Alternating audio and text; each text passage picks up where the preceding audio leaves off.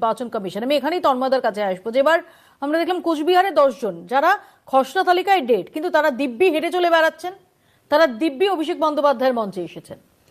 দেখুন, আমি শুধু অবাক হয়ে যাচ্ছি যে নির্বাচন কমিশন কত ভালো কাজ করেছে।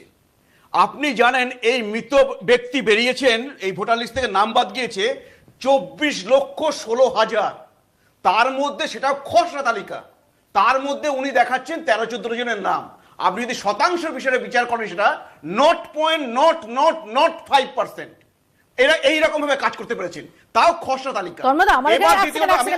আমার সিম্পল একটা প্রশ্ন আছে আপনার কাছে, যেটা ওই পয়েন্ট নট একটা পার্সেন্টেজ, যার নাম নিয়ে প্রবলেম হয়েছে তার কাছে কিন্তু এটা ভীষণ কনসার্নের, ভীষণ বিপর্যয়।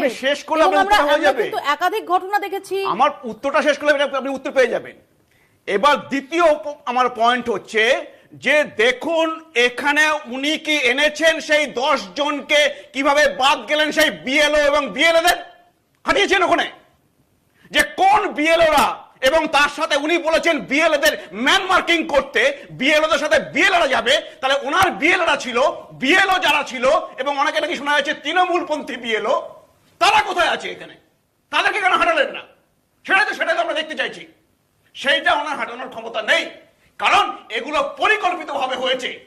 এই জন্যে আর বেশি বার করতে পারছেন না। কিছু কিছু বেরোচ্ছে যেগুলো এই তৃণমূলের বিএলএ আর তৃণমূলপন্থী বিএলওরা করিয়েছে। না হলে উনি বার করুন।